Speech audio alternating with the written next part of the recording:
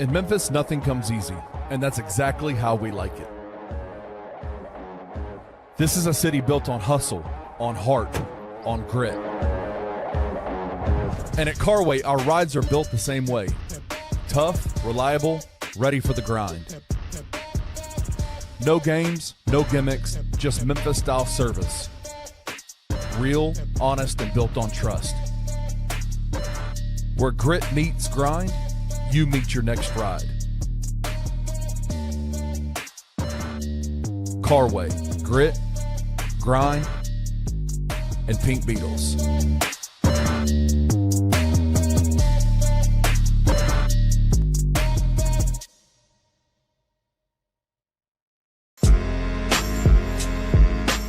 In Memphis, we know a thing or two about resilience. From the grindhouse to the Delta, we protect what's ours. But when pests invade your home, it's time to fight back.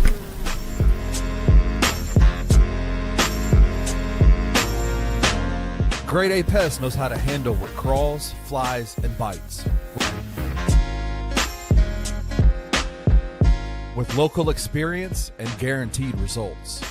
I'm Reggie with Grade A Pest Control. We service the Memphis metro area. That also includes DeSoto and Fayette County as well. Grade A Pest has the entire Mid-South covered. So if bugs and pests put you to the test, let Grade A solve your problem.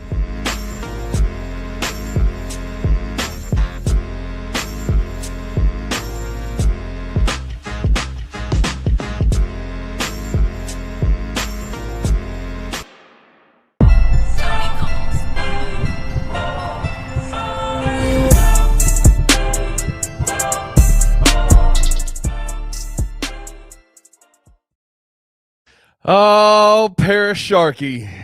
It feels good to come here and talk about a win. The group chat is going crazy. They're jealous of me and you because we get to talk about a win. The Grizzlies defeated the Minnesota Timberwolves 137-128. And honestly, was a fun as hell game, bro. Like, that was so much fun to watch. Specifically, not even just a win, but a fun game in general. Like, it's one thing to win, drag out hard, hard-fought game. Where that game was like just exciting to watch, high scoring. Like, that was it was like almost 140 points. 137, 128. That was like a real offensive game. You just shots being made on both sides. The shot making in this game was incredible today. For both teams, man. For both teams, the shot making was incredible. God, that feels good, dude. It has been a rough month for Grizzlies fans, for Tigers fans, everybody. Hold on. What's up? It's February now. Nah. Grizzlies 1-0. Hey, new month, new me, baby. Let's go. This is 1-0. This ain't been a rough month. We 1-0. Good point. I forgot it's February 2nd already. Oh my God. I know the snow days have made everything run together. Jacked up. Hence why I'm not at the game, because I was still cleaning out snow on my driveway. So hey, after all of that was it. Yeah, I was cleaning snow out this afternoon and I almost fell multiple times. It's rough. Oh, check out my Instagram. I think it was Friday. I put in my stories. I fell, and then I put today. Well, I got it all cleaned up. Oh my gosh, though. Hey man, despite all of whatever last month was for the Grizzlies, starting off this month with a win against the Minnesota Timberwolves, because I'll be honest with you, man, that Minnesota Timberwolves is poised. They have the pieces to go pretty far in the NBA playoffs this year. They're a good team. Yeah, man, they got pretty much the same teams last year, minus Nickeil Alexander-Walker. But yeah, right. Man, they got the offensive talent in the starting unit plus Naz Reid. But after that, that's it. It falls down. It falls pretty quickly. They go heavy with about 6 dudes, and that's really about it, right? But they're a fun team to watch. Anthony Edwards, I said it on Anthony's show today, is one of my favorite players to watch in the entirety of the NBA. He's just such a awesome ball player. Just the way I just love the way he shoots the ball. I love the way he scores. I love I love watching him play. You know what else I love about him? I did see him complain about fouls, but what he kept doing, He kept going he kept driving to the basket. He kept going. It was like, okay, cool. Y'all ain't gonna call it. I'm gonna make y'all call it. He kept going. He didn't care. He still went. It was like, I need some people to take notes on it. Yeah, man. That he's great. And so playing them, I love that matchup between the Minnesota Timberwolves. Obviously, this is a second night of a back-to-back against the Minnesota Timberwolves. They played them on the 31st, I guess it was. Saturday. And lost 131-114. But I'll say this to you though, like both of those games have been games against both games against the Minnesota Timberwolves are games that the energy felt different with this Grizzlies team. Even in the loss, the 131-114. Yeah. You didn't have Jaren Jackson Jr. Who else was out? I think that was the only main guy out that day, outside of the guys who were always out. But in terms of the guys he set out with the quad contusion, he came back in today and just absolutely, I felt like really took ownership of what he was trying to do out there and did not settle a lot. Like he was actively going to the rim, actively seeking mismatches. Like every time he had a mismatch, he was trying to take it to the basket. And I thought you got a really good run out of him today. He played 30 minutes, was 8 for 17 from the floor, 3 of 6 from the three-point line, 11 free throws attempted and 11 free throws made, which is great for Jaren Jackson Jr. He had 30 points and what was it? I'm looking at a different box score, so I'm having trouble. 6 rebounds, 1 assist, and 1 block, and only 1 turnover. Just played a fantastic game today.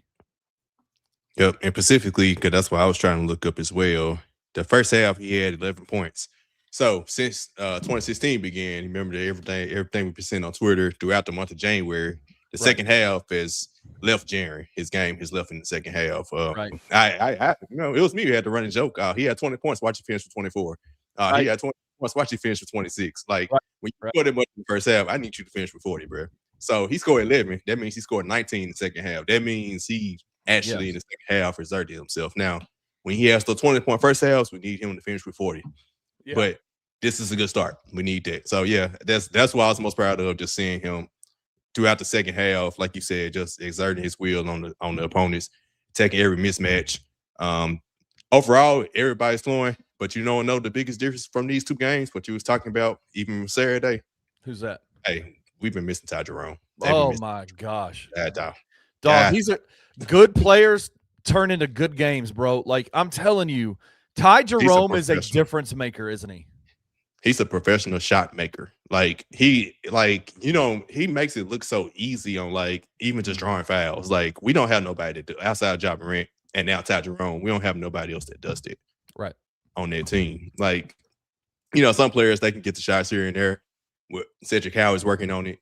Gigi driving, he done turned into something constantly attacking the basket. But man, Ty Jerome, just the 3-level scorer, like the way he can draw a foul and just throw the ball up and hit the and one. It's just that's what this team was severely missing. Now we all knew it, but now we see it. Why do you think why is he so effective? Like, what is it that you see out of his game?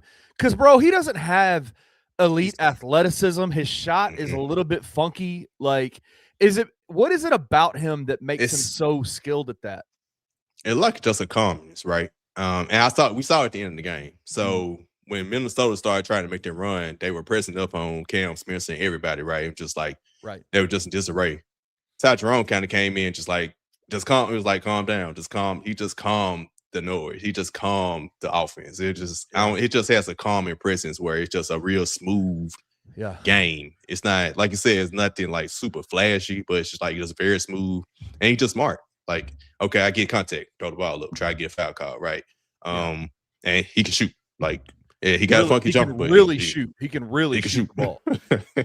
It feels like one of the biggest assets in a guard is a guard who doesn't allow anything to impact his game, right? Like how, like the speed in which where he wants to go, the speed in how he gets there, the shots, the plays that he wants to run. It feels like the really good guards in the NBA are guys who aren't pressed when they get pressed. Does that make sense? And I feel like that's one of the things, like, I really hope that Cam Spencer, who was phenomenal in the fourth quarter today, I hope he goes to Ty Jerome and is like, can I be your rook? Because even though he's not a rookie, can I be your rook? Because I want Cam to learn how to do that like Ty Jerome does.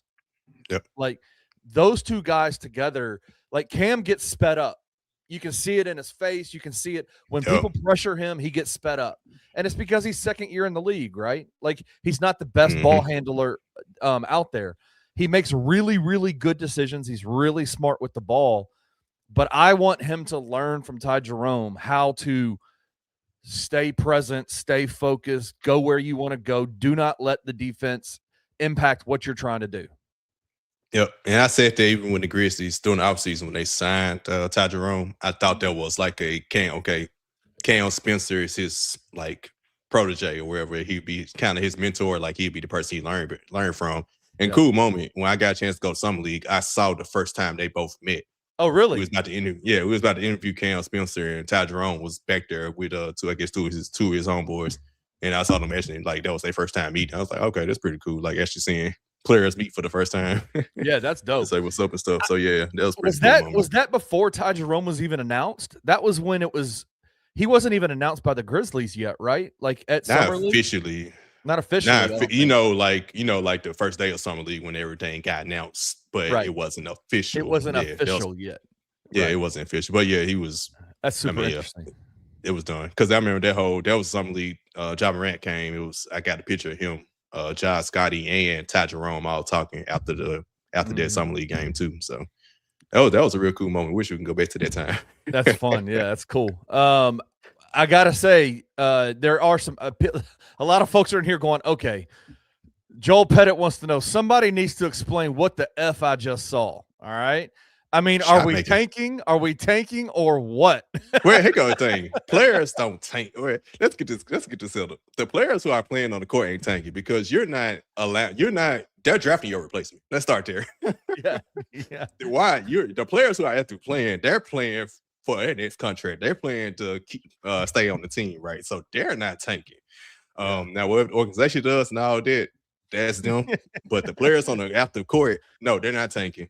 And they made shots. And also the referees let them play. That was a huge difference from Saturday. Because Saturday, that was just a bunch of BS called on Memphis. And tonight, that wasn't the case until the fourth quarter. The fourth quarter, they started calling everything again. But up to that, they let the players play. Saturday was like everything was called for Minnesota. Everything was called against Memphis. And they didn't make enough shots. And it just looked like a team that Minnesota was just better than them. Tonight, the Grizzlies made more shots. I'll tell you this, man. It looked, it felt on TV, it being a national broadcast game, which we need to talk about the national broadcast, the Peacock broadcast. Yes. Shout out to Peacock and Austin Rivers and Robbie Hummel. That was great. I need more of that. Yeah, that was fun. It felt like a playoff atmosphere in there to me. And you know what's funny about that? Atmosphere. When I think it was Robbie Hummel interviewed Ty Jerome right before the game, and he was asking him about like how I feel like that weird kink in the schedule where you playing the same team back to back, and Ty Jerome's like you treat it like a playoff series basically. You get game 1 and game 2, yeah, it's basically a playoff series. You playing them twice in a row, so that's basically why that was the case. They played them. It seemed like both teams treated like that, like treated like a playoff series. That was the atmosphere. There was the energy. Yeah, no, absolutely. I want to ask you this, man. Like, we've been talking about him for a while. Like, we've been talking about him for a lot since he's kind of really come back and gotten some minutes and playing well. Gigi Jackson Jr., man.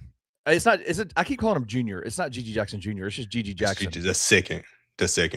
Right, sorry. Which I guess the Gigi stands for. What is this person name? Gregory. I know it's Gregory. I thought it was God's gift Jackson. That's what I thought his name was. Because some players have players have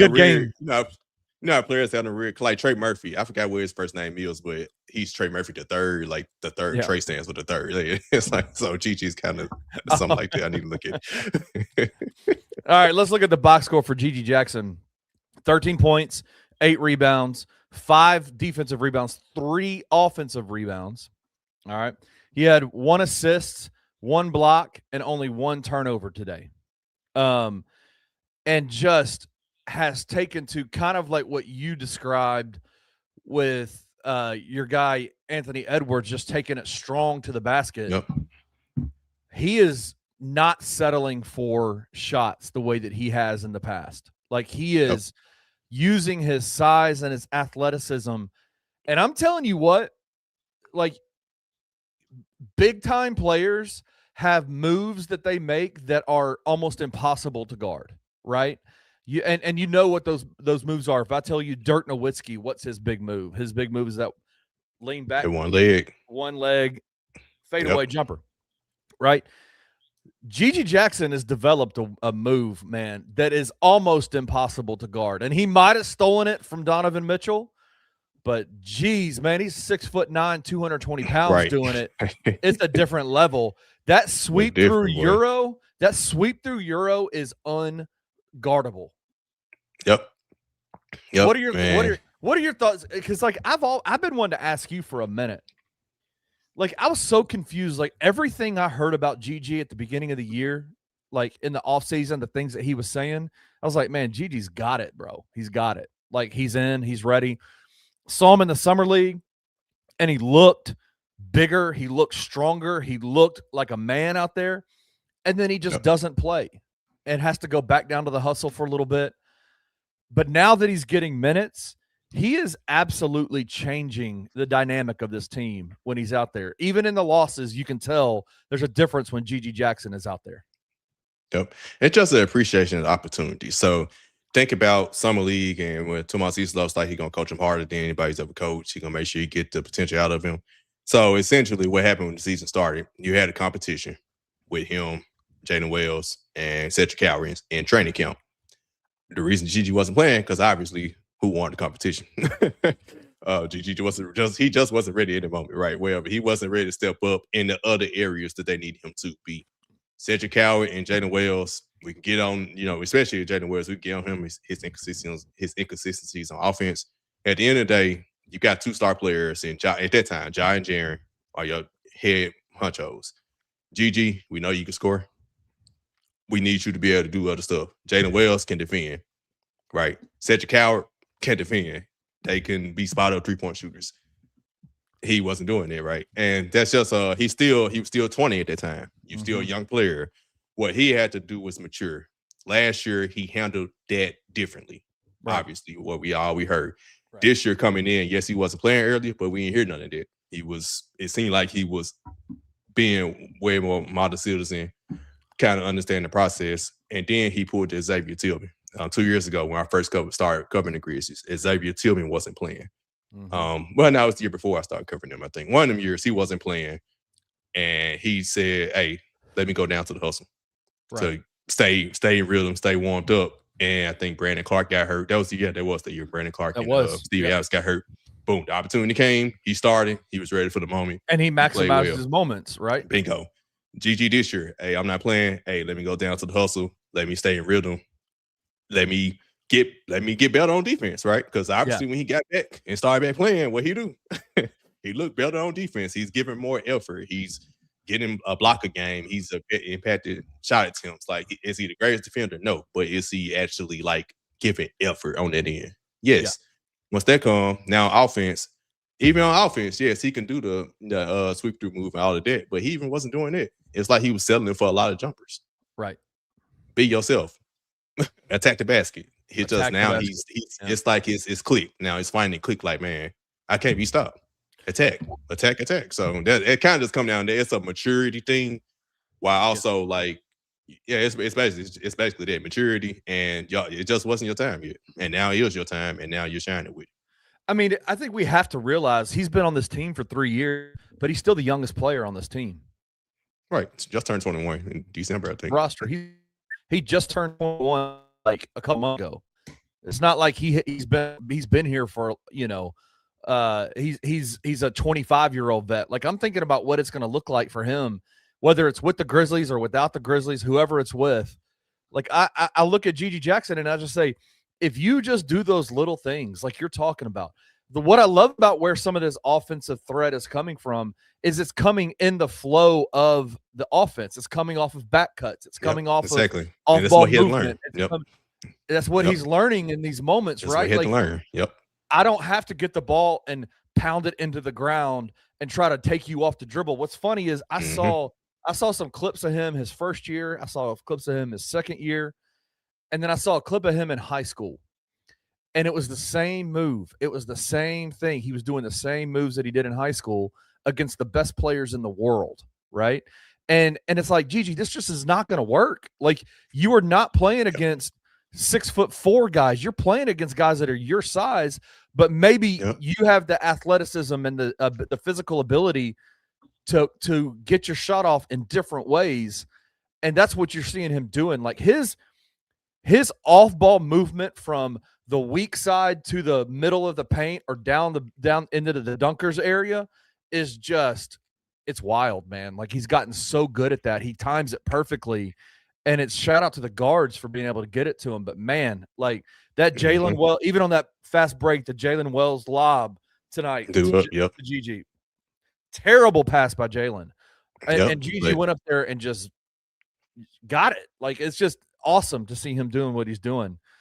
But we do have to talk about Jalen Wells. I noticed something in the game today, and I wanted to get your thoughts, and I want to get everybody in the comment section y'all's thoughts as well. We got 287 people in here watching right now. Shout out to you guys for being here. If you have any questions for Parish, I mean, he's with this team all the time, so he'll have insight that none of us have. So if you have any questions for Parish, hashtag Ask Parish in the comment section, and I'll star him and he'll answer them. Jalen, do we know if Jalen has had any kind of leg issues, injuries, any kind of, like, has he been hurt this year at all? Now, I'm about to say he's the one player who don't get hurt. You know what I noticed though, and I was talking to my guys, my crew from the LBR. Yeah, when Jalen Wells got hurt last year, and he played 79 games in a row, then got hurt on the fast break layup attempt, got undercut, broke a wrist, concussion after the season, right? To me, it just looked like, when he'll get caught on fast break attempts. Yeah. It's like a player who's like still recovering from that mental roadblock of how he got hurt last year. And that's natural. Like, I had to, like, like, he keeps getting caught on these, but dang, he went up for a dunk last year and got undercut. So recently getting caught because he's not really dunking because he's probably scared to get undercut. He's looking back, right? That's what's happening to him. Also, my wife said, she said this, we watched the game together Saturday, and she was like, hey, he need to get rid of them twists. It's so funny because early in the season he had to throw out. He was slowing out. We was like, bro, he need to do something else with his hair. Then he started playing better. And then he went to the twist and started playing bad. So I was like, oh, no, you got to go back to the hair. It was just different. What I noticed there was no injury.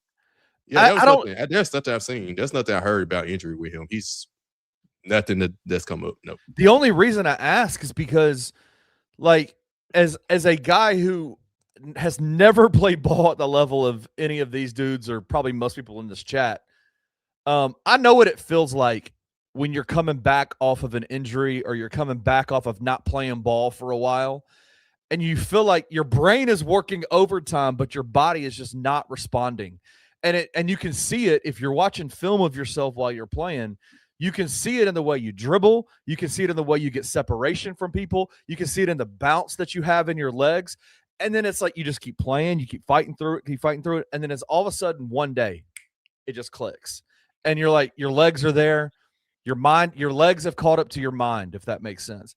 And in the group chat, I said in the first quarter of tonight's game, I said, okay, what is going, like, his legs look like they've caught up to his brain at this point. I saw it on the way I saw it on the way that he was able to blow past dudes off the dribble. I saw it on the way he was guarding point of attack. I saw it in that.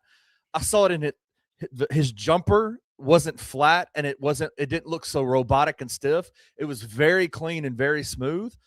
I was like, something has flipped, and it's not a he went from being really bad to really good.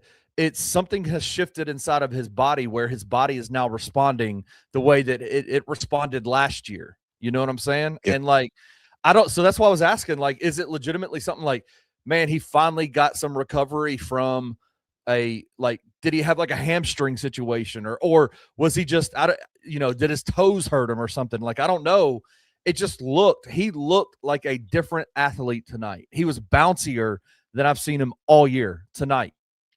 Yep. Like I said, nothing's come out. Like other players, like even I think Drew Hill wrote about Cedric Cal and he might have a stress reaction in his foot. So there's been nothing about Jalen. So maybe just simple as I know it's the second year in the league, but you got to they had a lot of games like in January that was like just every other day. Might just need some time at home. Maybe got a couple of days and rest and get some treatment. But man, it was great. He played so well tonight. He played 25 minutes, was 6 of 9 from the floor, 4 of 5 from the 3-point line, and every one of them were so wet, dude. They were they barely touched the rim.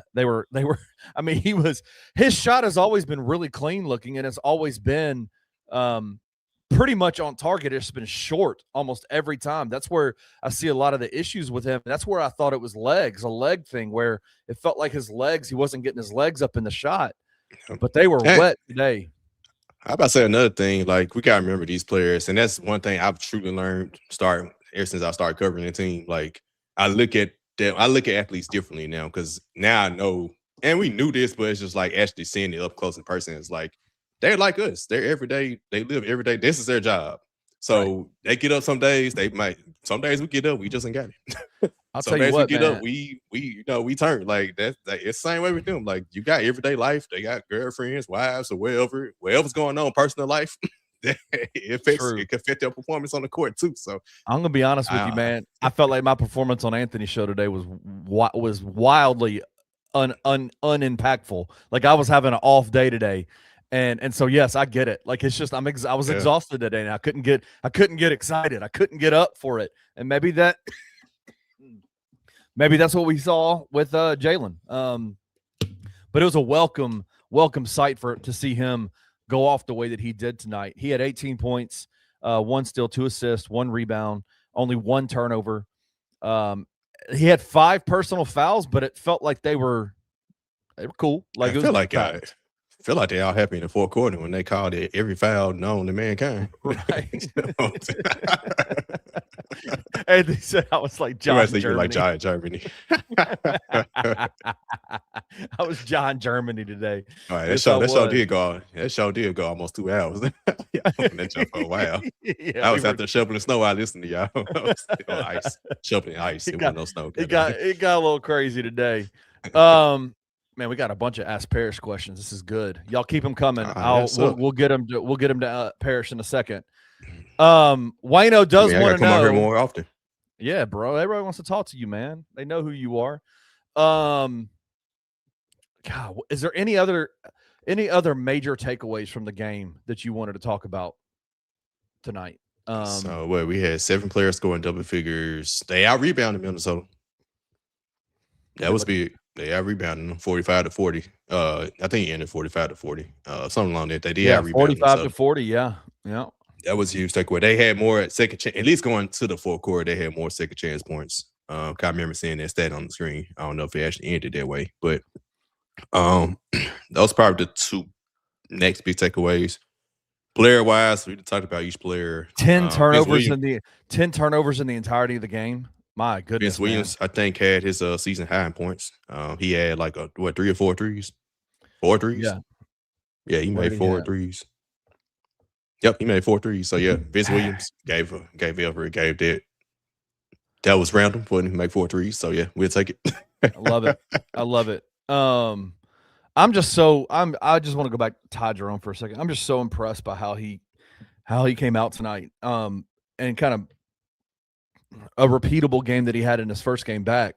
And you just go, man, this dude played 20 minutes and had 19 points. He missed a free throw at the end of the game to get him to 20 points. It would have been 2 straight games of 20 minutes, 20 points.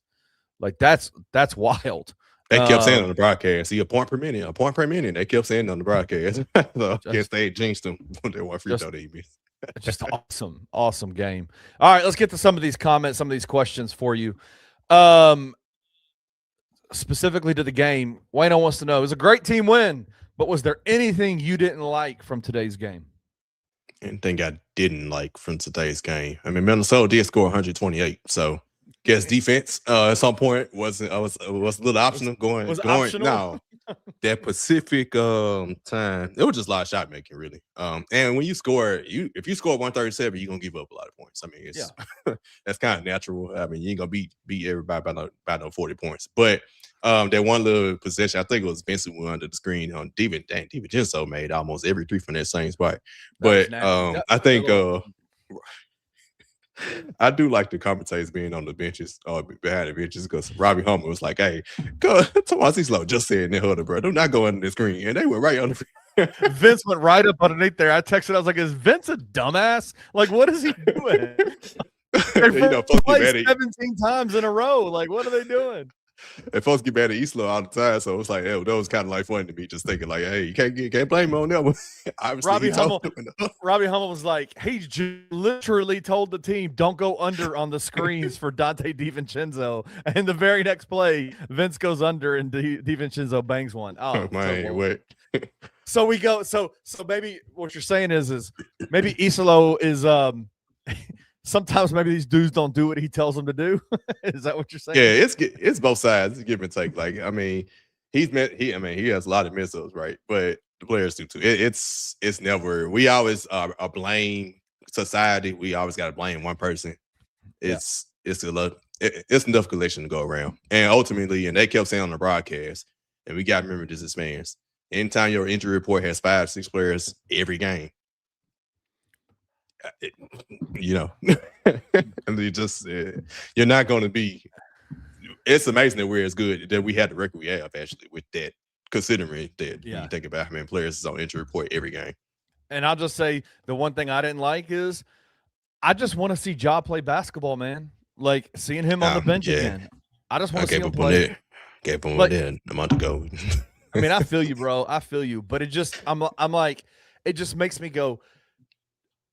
Like a lot of the comment section at the beginning of this, it was, could you imagine what this team could be if everybody had been healthy? We've been saying that for 4 years, 3 years, 4 years. Man, stop the job pretty much. Specifically him. Like, because we keep going 79 games in 3 years. Like that's real. And yes, we could have, let's say hypothetically after the 22-23 season, let's say everything was well and they kept dealing. Let's say they went ahead and kept ties to start those 25 games. Ja didn't get hurt. That team may have competed. That team may even snuck in to play in or been competing to potentially get in. If Ja still gets hurt and has the shoulder injury and miss the rest of the season toast. It just kind of like Sam was saying earlier, like no matter what, your best player, for you to win a championship, your best player has to be available. Available. Talk about that team, man, we blew up their team. No, your best player wasn't available. Also, Steven Adams missed the whole season. And he's out again this season. Like when it boils down to it, your players need to be healthy. Like they got to be healthy. They got to play. Best player. Yeah. All right. Jared Davison wants to know are you the post game bounce curse breaker? You've been on twice after 2 wins. Yeah. Hey. Are you the curse breaker? I just might be. I thought about that during the game. Hey, everybody start a petition, and the way you do that is send one of those super chats so we can get Parish on more. If you send in a super chat, I'll send it right over to Parish and we'll get him on. Let's get it. He'll be on every single one of these. Anthony said we're the hindsight champions. 1,000%, right? 1,000, man. All right, let's get to some comments real quick or some questions for Parish. Let me roll back through these. Shout out to all y'all. We're going to go through some Ask Parish stuff. So hashtag Ask Parish in the comment section if you want to get your question answered by the best beat writer in the city. Here we go. Oh, shit. Hold on. Jared Davidson ponied up $9.99. My God. Hey, man. Parish they play Wednesday. It's coming your way, Parish. Come on, man. Dang, they got the late game Wednesday. Sacramento. Man, might have to thug it out. Might have to thug it out. Yes, sir. All right. Art Dart wants to know, and this is purely an Art Dart question. He loves talking trades. I guarantee you, if I were to ask him, who do you want? He wants the Brooklyn guy, the big at Brooklyn. What's his name? Claxton. He wants Nick Claxton on the team. He says, how do you feel about the trade deadline? Are the Grizzlies really sellers? If you had to give a percentage to Ja and Jaren getting traded, what would it be?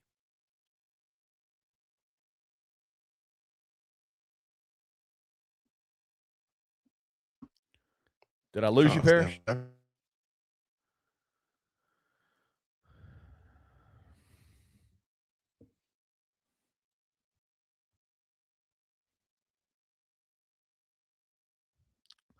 Can y'all still hear me? Am I here or is Parish gone? Is he frozen? Joel wants to know, ask Parish what it's like to be frozen in time. Parish is frozen. Y'all keep him coming. Y'all keep him coming. He'll be back in a second. Man. You here? Hold on. I am, but hold on. Uh-oh. Switch this joint. Uh-oh. Oh, you on the wrong one, huh? You on the wrong Wi-Fi? Nah, I'm on the right one, but our Wi-Fi sucks back here at the office. It's like my room. Our office is the farthest room away from our Wi-Fi. So I'm trying to put it on my hotspot. hey, before I really do want you to say this. Y'all have to understand this is the most frustrating thing for me because it's the greatest answer to a question of all time. We all try to diagnose what's going on with Ja Morant, right? Like, what's the problem with Ja Morant? What's the biggest problem, Ja Morant? Anthony wants to know, what's Ja's real biggest problem, Parish? The one that I can't say. Cliffhanger again. He's coming, man. I promise. I promise. Yeah.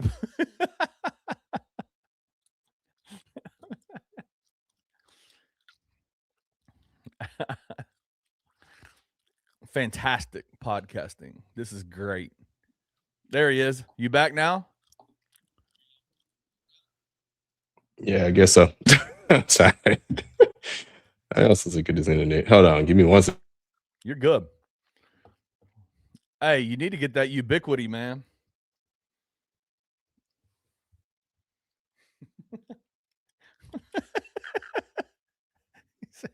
I didn't pay $1.99 for this.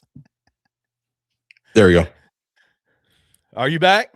I saw saying coming. Yeah. What's Ja's real biggest problem? The one that I can't say.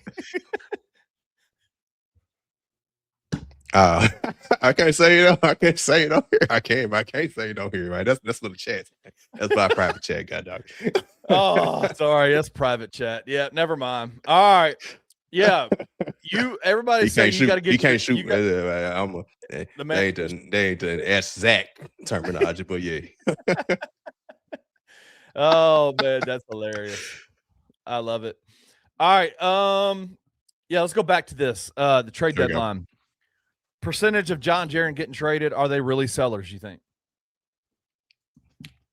Man, I'm saying this. I have no. It's like I haven't been hearing anything. Right? I have no clue. I would say this, and I think going back to what Sane said on his show today, they have 3 picks in this draft, right? 2 first rounders. I think the early second rounder. Yep. They got a full roster. They only got Jacqueline Dale coming out. So it's yes, in a sense, they are sellers. So players like that package they've been trying to get rid of, Conchard, BC, and then KCP. Yes, you're trying to get rid of them. I think Ja the hold up on Ja is, and even they said it on the pregame before the game tonight, just there's no market for him. And I think it starts with one, everything is on pause right now, except these little smaller deals. Until Giannis gets figured out. And thing is, a lot of teams don't need point guards. And we've been saying this. A lot of teams don't need point guards, especially a point guard that's like the how Ja is, like the emotion and all that's coming that comes with them, right? Everything that comes with them. A lot of teams don't want to deal with that. With this draft coming up, all these point guards coming in, Josh is gonna have to get his stuff together because I ain't gonna say he'll be out the league, but it's a lot of these teams don't need his position. Right. His position is pretty much a stacked position, and keeps going down the totem pole of these players. Like it's like all the players he was ahead of 3 years ago. He's like it's tough to even compare. So to answer his question, how I feel about the trade deadline, I literally have no idea what's going to happen because I don't know, it just feels like a Giannis. If Giannis don't get traded, maybe nothing happens for anybody. Feel like a dead deadline. And then are they really sellers? Yes, because of the injuries, I don't see them really making a move to like go a for big it move, like a big move, right? The big move is getting rid of Ja. Like that'll be the big move. Me personally, I would think if you are saying, "Hey, we are done with Ja," since you don't have to have anything to get for him right now, Jaren has a lot of value. I would get rid of Jaren at the deadline and then revisit Ja in the offseason. That would be my personal opinion, especially if you're trying to get another pick in the draft. Jaren is your best bet to do that. Yeah. But I doubt that they do that by the deadline. So I had to give a percentage. Ja, 50-50, like Sane said, it's just depending on if something comes through after the Giannis stuff gets settled, if that gets settled. And Jaren, 10%. I think it's a shot just because teams are calling about him, but I don't see it happening. Yeah. If you were to tell me like who has the most trade value on this team, it would be Jaren aside from Ja. Like if it's between Jaren and Ja, I think Jaren has the most trade value. I'm still convinced that Kleiman is doing whatever he can to get even another pick in the first round of the 2026 draft. That's what he's looking for. And I genuinely think that if a team were to come to him and say, we'll give you this player and an unprotected first round draft pick in the 26th draft, you can have Ja. Like, I think they would absolutely let Ja go for that. Honestly, even if it's just a couple like some draft assets, that's what I think is he's waiting on, because I don't think I think he understands that the value for the trade market for Ja is just not. You're not getting massive game changing type players for Ja Morant. It's just it's the same exact feeling of when having to think about extending Ja. Zach Kleiman having to extend Ja is the same exact thing you're thinking as another organization's GM. Why would I trade all these major assets for a guy who doesn't play, right? Like, and for a guy whose game hasn't developed the way that it should have developed, right? The fact that, but and the frustrating part is the only way that it gets better is if he plays and he plays at a high level, and that helps everybody if he does, because the Grizzlies win games. And then Josh trade market goes up, or the Grizzlies go, you know what? Now we can extend him. Now we'll extend him because he's proven that he can do this. And the thing is, he still has 2 years left on the contract. So it's like, you still like, you ain't did anything to get extended anyway, but you come back and somehow they work this out and you are healthy next year for the majority of the season. You can get the extension going to the last year of your deal. And still, and doesn't change anything. So I don't know what the whole pressure or the rush of like, hey, give me extended now when you having your worst career year shooting wise and only played 18 games at the point he did. It just nothing that made sense. But hey, well, when y'all does say whoop-de-doo. Joel Pettit wants to know: do you think KCP's on the trade block? I think he was on trade block from the moment they got him, because when you broke up Desmond Bane's contract, that was it. Like KCP's contract was $20 million. He still has another year left on it. That was the player where you can package him if you were Trey Santi. Like you could package. And people was talking about, man, it was bad to sign Santi, did money. And it's bad to sign Jaren. Those contracts can be traded now. Right. Jaren has the most value despite their contract, right? Because teams around the league view him, even fans around the league view him differently than Grizzlies fans. Right. That's the truth. Because a lot of things, and a lot of people think like, oh man, you get him over here, we're gonna unlock him, unlike in a way the Grizzlies could, and it could be true. Right? It could be true. That could very well be true. That could very well be the case. He could go to damn Detroit and ball out in Detroit. With Jalen Jaren. You know what I'm saying? Like think about it. Okay, oh boy, that's some scary stuff right there. That's some, I don't like that puts that. them over the top, right? Yeah, I don't like that at all. But it puts them in a place where, and that's why this is the rationale I had to come up with. Coming to this season, it was like Ty and Jaren. We got rid of Dez. This is y'all. Like y'all the two. Y'all 1 and 2. Prove it. They haven't proven it. So what I've learned over this time period, why everybody has hindsight saying hey, injuries or we didn't keep dealing, we didn't keep Steve-O, yada yada. Ja was never a true number 1, and Jaren wasn't true number 2. Ja's probably number 2, and Jaren's probably number 3. In Detroit, the scenario we just gave, he's a number 3. Right? Damn, dog. Damn. That's what we learned in real time right now. That hurt my heart, bro. That hurt my heart. And for Ja, it's because of injuries, mostly because of injuries. Because if he's healthy, yeah, he's proven he's a one. He's a dynamic guard. When he's healthy, he's dynamic. Yeah. We ain't seen it. I wonder if, because we know, the Grizzlies trade package last year that they've been trying to package together to get assets and whatever is John Conchar and Brandon Clark. I wonder if they ain't getting no picks for that, and they get nothing for that. What if you add a KCP contract player to that? Does that entice a team to then say, you know what, we'll take that because we got BC expiring. You've got KCP. I don't even know how many years he has left on his deal. And I think John has one this year and next year. So all 3 of those players have 1 year left after this 1 year left on their deal. Yeah. So interesting. The only thing that matches money, but it's like who are you actually getting for those? Like 3 players, right? You got to add somebody of value. I think Santi is that one. Santi is the other guy outside of Jaren who has the value that a team would warrant in the trade. And his deal is about 17.5. Yeah, that was sliding in as well. But to answer his question, KC, he's on trade block. That he was always on trade block from the time they got him. Chugs and Bugs wants to know, this may sound delusional, but is any inclination, hope that this org can and wants to go on a run and make the play in, because this isn't a rat team if you can just get guys back? It's not delusion. I think there's let's see what this trade deadline is going to let us know everything, because they just staying pat. That answers your question. I think that's what that would be the answer. Yes, because at the end of the day, and this is how I am about even the whole draft thing and the tanking and getting the highest pick possible. That I had it down earlier. Dallas had the 11th best odds to get the first pick last year. San Antonio had the 8th best odds to get the second pick, and Philly had the 5th best odds to get the third pick. So the NBA gonna decide who get the top picks. You lose as much as you want. The Grizzlies got the number 2 pick, and they were actively trying to win this season. I remember that. That's when they had Avery Bradley, JV had just got there, Mike Conley. That team was fun to watch. DeLon Wright.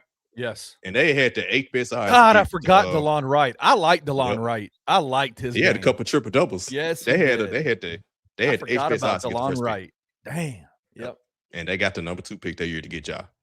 Yep. And then, of course, the year that they lost, and they didn't actually tank. They just had a lot of injuries 2 years ago.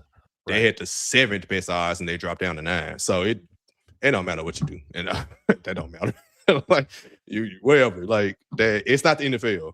The NFL, whoever has the worst record, you number 1 pick. Like it's right. NBA lottery. It don't work. Y'all like better. That, so. Yeah, if you're frustrated with tanking situations in the NBA now, imagine it was the same as the NFL, where the worst record had the number 1 pick in the draft.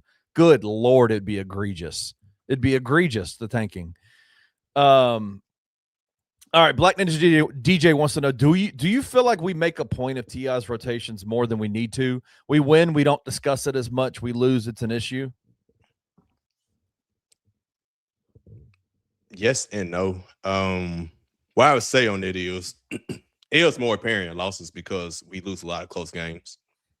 And a lot of those close games, especially in the fourth quarter, specifically the rotations, where he would take Jaren out and then put him back in 3 minutes ago. Set out. And Ja, when he, you know what I'm saying? It's the timing of it. The timing. I see his vision, because when everything is rolling like tonight, it looks great, right? Because they had the best scoring bench, right? So I understand the rationale behind it, but just even like the beginning of the game, like when I watched another team, I watched OKC last night against Denver. They ain't take SGA out until like 4 minutes left in the first quarter. Meanwhile, us 8 minutes ago in the first quarter, you already 4 minutes into the game, we're taking Jaren and set out. Yeah. At the very least, let them play to the first TP timeout in 6 minutes. Right. Right. I understand it, but you taking about 8 minutes. It's so do we make a point of it more than it needs to be? Not really, honestly. It's still crazy. But especially with the injuries. I think if you had your full team and doing this, when you got Ty and Scotty, when you got BC and Zach Edey, I probably ain't making as big of a deal because you got high level bench players. You have high level dudes. You're playing Javon Small, and as much as great of an athlete and energy guy he is, you're having to give Omax Prosper 20 minutes a game. You know what I'm saying? Like, you're having to play John Conchar more minutes. And let's be even frank about it. You're having to give Cam Spencer way more minutes than you probably should at this point in his career. Even though he's shown he can do good things, it's frustrating that, like, and this bench has been good. They've been fine. But imagine what the bench would look like if you had Ty Jerome, you had Scottie Pippen Jr., you had Gigi Jackson, you had whoever else you want to put on the bench. You had Brandon Clark, all these guys coming off the bench. That is a deep team that can compete with really anybody, I think. So, and I would say it started kind of like late, and I kind of see the correlation because I don't remember these rotations. We used to get frustrated with player matching wherever players on the court together with Taylor Jenkins before last year. But I don't think we ever truly had an issue with how the actual, like, the time of rotation players until last year. And Tuan Cecilo was assistant coach on the staff last year. So it feels like that's him. That part is him. I feel like he implemented last year, and now he's the head coach. That's him. That part is definitely him. Hey, I'll say this. Anthony put the pieces together, bro. And I love how he said it on the show last week. That all this nonsense started. We knew Noah LaRoche had the offense, right? Like, that was his offense. But T.I. was in charge of pace and rotation last year. Mm-hmm. And when did we start having major issues with rotations? Last year.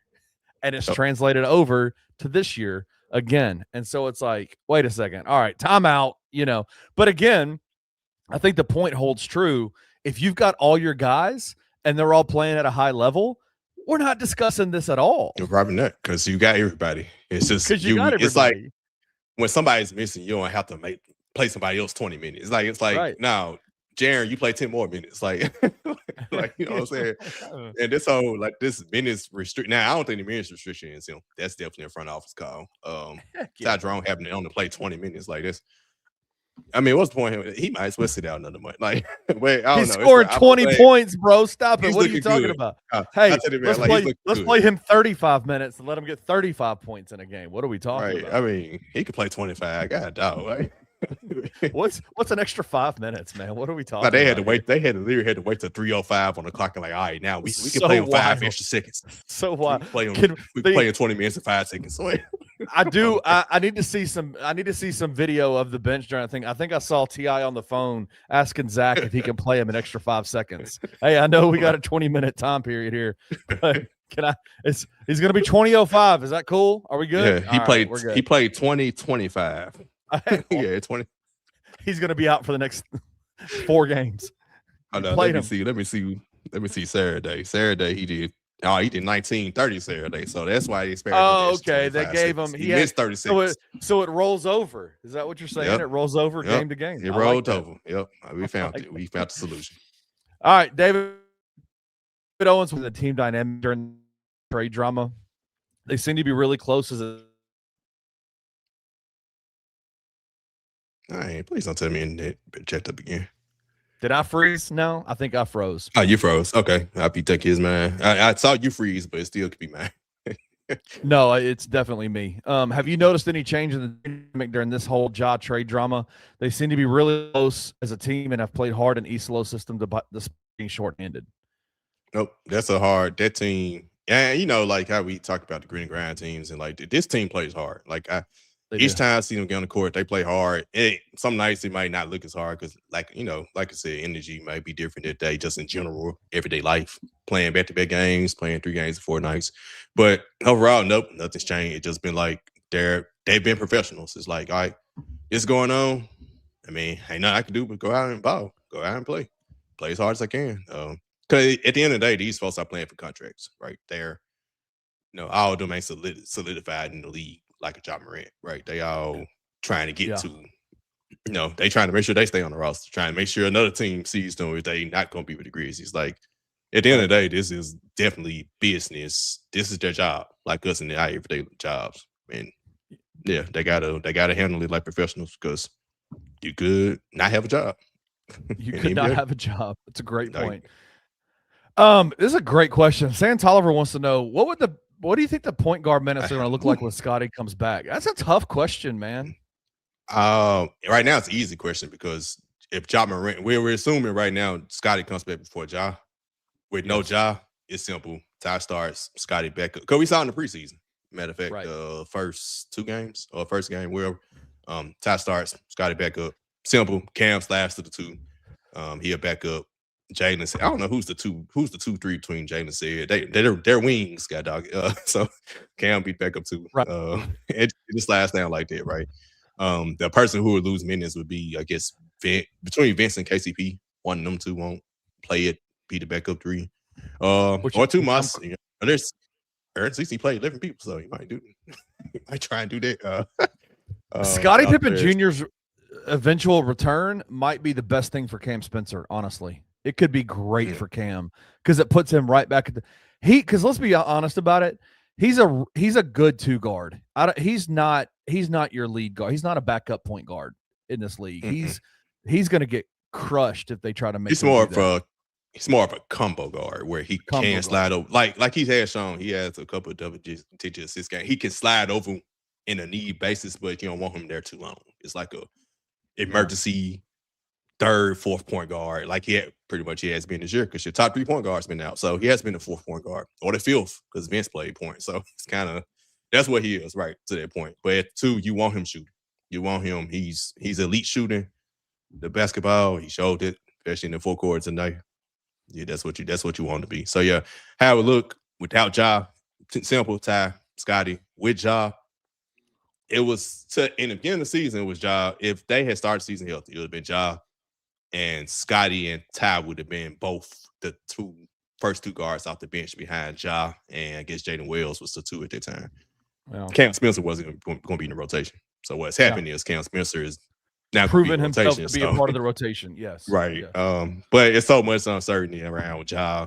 Even if he remains on the team, what happens in the second half of the season with him on the team. So kind of hard to tell. But I think he comes back before Ja, and at that time it's simple. He'll be backing up Ty. And Cam slides up to the 2.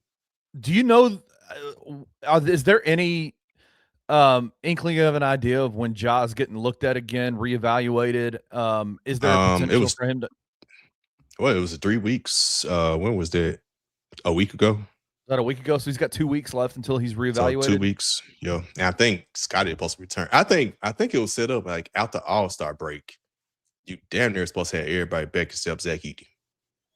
And Zach Edey had like 1 more week to reevaluation after the All-Star break. I think that's how it lined up. I think everybody thought when Zach was pushed back even further to be that there's a good chance that we're probably not going to see Zach for the rest of the year.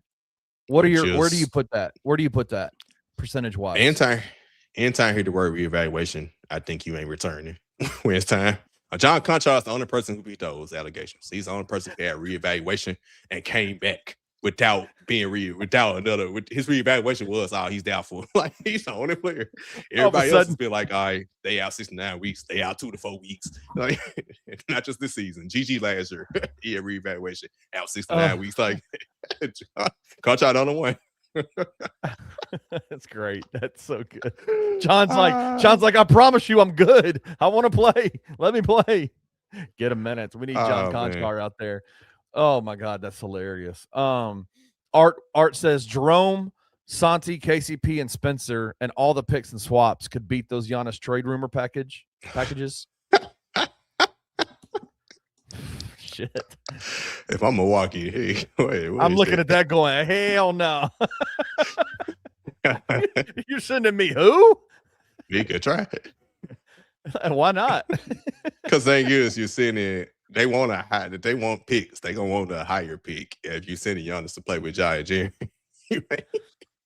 And because all of a sudden, if you can somehow offer a trade package that keeps you Jaren, Sed, and Zach Edey and brings Giannis over, bro, come on, man. Because my thing is, they gonna want one of them coming back. One of them coming back in this trade. Sed or Edey, you ain't no way. If not both, if you don't get rid of Ja Jaren, they ask for both of them damn near. Probably. Yes. Yeah. All right. Wayno said on one of the show on the $2 Sports Show last week, and I wanted to ask you, he gave a trade package that I want to get your thoughts on. He said Zach Edey, Gigi Jackson, I think Sed was a part of it.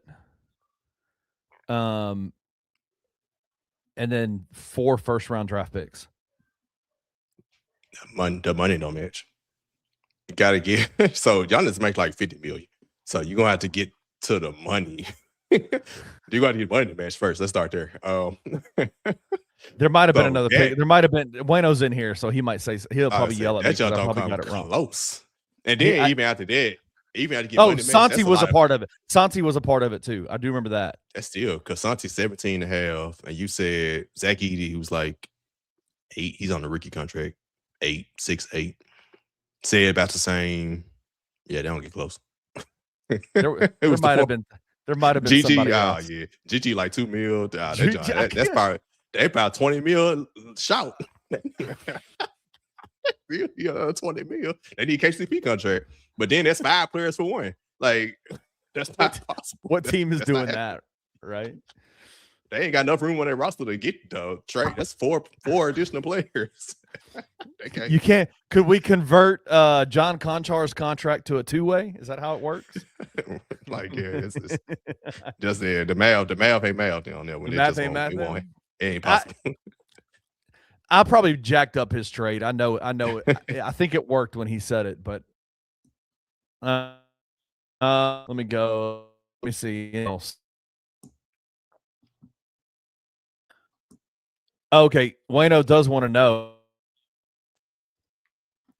My internet's going out now. Jesus. Wayno does want to know. He wants you to tell us everything you know about Ja Morant and everything that's going on so far in this behind the scenes. He goes, I promise you the mute button's on. Nobody's listening. Ain't nothing I know behind the scenes that y'all don't already know. We only say what they tell us. One thing about professional sports I learned, there's no like, yeah. Everything you hear from DeMichael and Drew and Chris Harrington and anything from that's all we all know, literally. That's all planned. Factually, at least. Yeah. It's all like information they want you to know. You're right. And you can hear rumors from other people, other sources or whatever, but yeah. Nothing else I really know. Sorry, Wayno. That's all he knows. I see what he said. He said the money works. Santi, ED, GG, KCP. That's the point. Okay. So he said KCP. Yeah, that's what I was saying. Like, there it is. There it is. Okay. Yeah. That money works. What would you even then, they still need to throw some players just in the sense because 4 players for one. Delwyn, man, much I wouldn't want to give up Edie. Right. My whole thing, I just don't trust y'all to be healthy. But yes, hindsight, yeah. If you thinking, hey, I'm putting my money on Ja and hopefully you remain healthy. Yeah, because you keeping Jaren. My thing is, Giannis and Edie, Giannis can't shoot, so it does cloud up the paint. Giannis Jaren works, right? So, I mean, yeah. But you said what you've learned about John Jaren is that Ja's a number 2, Jaren's a number 3. And number 3, so that works. That's what I'm saying. It's just Ja being healthy is the one on day. But yeah, of course, Delwyn. Yes, if I'm saying, hey, we're gonna stick with Ja, we're gonna do Ja, Jaren, Giannis. Hey, I'm with it. We just gotta hope he stay healthy. But he calls it the Bane deal. Make it so good they can't say no. Yeah, that's a package. Cause in that case, you still keep it said too. Mm-hmm. Yeah, that's a package. That's they should throw that. Takes the keys to the car off John Jaren. Yep, they should throw that package at Milwaukee. That Pacific package is. Yeah, I'll take his little bro. I'll take all the Antetokounmpo brothers. You can throw them all in. I'll take them all. Because that's a package that says I'm going for it, right? And that's what fans have said. Like, oh, Zach Kleiman ain't going. He ain't made that move to go for it. That's a move that goes for it. It appeases the Ja fans that hey, he remains in Memphis. You get Giannis in here. That's for next year, because this year Giannis is out right now too. So him and Ja, I don't think they're gonna be a turn much around this year. They gotta go. They gotta go undefeated in March. Anthony said too many KCSs that can't shoot. KCS equals Kenny can't say. You make that work because you still got you still have Ty Jerome, you still have Sid, you still have you make that one work because Jaren could spread the floor, so hey, they'll make that work. You couldn't make it work with Edie. Edie and Giannis probably wouldn't work. That's the one. That's one wouldn't work. Dude. But actually, Edie I love Zach Edey. I don't know. I love Zach Edey, but Edey can kiss my ass if I can get Giannis on this team, bro. What are we talking about? Yeah. It's just the trust in Ja factor on healthy. Like you said, 79 games in 2 years just make you like. Oh, 100%. But even Ja out, you talk about Giannis and Jaren with Ty Jerome and whoever. Yeah, I mean, you're still good. I mean, so, Anstead, what are you talking about? Anstead? Yeah, you're probably fine with Ja's hurt. You're probably actually fine. So you probably like Minnesota, probably won't have as much depth. That's fine. Go, 6 deep. Hey, yeah, I'm cool. I'm cool with that. Giannis, bro. That's all that matters. All right. Give him his lemon pepper wings from Wing Guru. Hell he get every time he come here. Shoot. He'd be just fine. Go on, sign the extension. Man, I'll extend. Yes.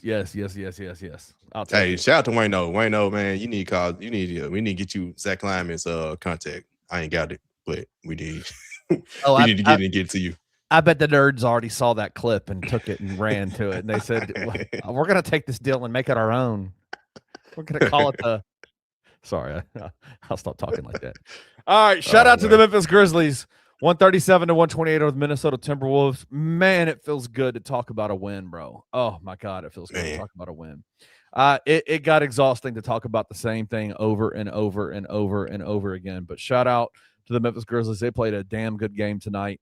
Shout out to you, Parish, for coming on the show, man. It's good to have you on here. Man, definitely, man. The super chat got you. The super chat's got you $10.99. No, $11.99 in pay. So that'll get you at least one more time, I hope. I'll be back, man. My internet be better this time. Go ahead and plug up this Ethernet extender to make sure. Put that Ethernet cable in there, bro. Mine's been going out too, though. I think it's the ice. The ice is still causing problems out here. But all right, sounds good, everybody. Y'all be good. We will see you back here tomorrow morning, 7:30 in the morning with the Daily Grind. Luke Hatmaker is back. Shout out to Luke Hatmaker. We got the $2 Sports Show. It'll once again be me and Wayno tomorrow at 11, and then at 1 p.m. Anthony Sane Show, and y'all know what that's like. We went an hour and 40 minutes today, and it was crazy. And we literally did we had a whole show planned, and it got hijacked all about Ja. It was hilarious. You heard it. It was crazy. Yep. But shout out, man. We're going to have a good time tomorrow talking about this win, talking about all things Grizzlies, all things University of Memphis Tigers. Penny said today at his press conference. Let me read the exact quote. I know this is not a Tigers thing, but let me read the exact quote. Penny wild. Penny is crazy. Hey, you know when Penny's frustrated, this man says things. He said on building this year's roster, every guy I recruited, I didn't have to recruit for more than 1 or 2 days. Then they were here. Oh, yo. You know how to break some player spirits, dog. Man, he knows how to bust some dudes down. You can go and wrap this season up. You know, I covered Tigers his first year, right? And it was who was that big man? Kevon Davenport. Yes. I forgot he said something in the press conference about him. And that Kevon doesn't like basketball. He doesn't like basketball. Yeah. He doesn't love the game. Yep. That might shut down the rest. That was it. That was it for him. The rest of the season, he didn't play no good game. I remember we did an interview with Kendrick Davis after he left Memphis, and Kendrick had a fantastic year for Memphis. I think he's been I think he was fantastic for the Tigers. He talked to us, and he loved Penny Hardaway, but he told us, he said, man, Penny is so mean. He made me cry multiple times in the locker room. Like, by the things he said. He's like, he's just mean, bro. And I'm like, if he's saying this publicly, where he's saying, Bora, all I had to do was recruit you for a day. Hey, it's Penny. You want to come here? Yeah, Penny. It's between Memphis and Ouachita Baptist University. Yeah, I'm going to Memphis. I'll see you there tomorrow. Oh, dude, that's rough. That's rough. All right. Then we're not going to dive into Penny Hardaway tonight. That dude is crazy. He said some wild things. All right. We'll see y'all later. We'll see y'all tomorrow at 7:30 on the Daily Grind. Peace out.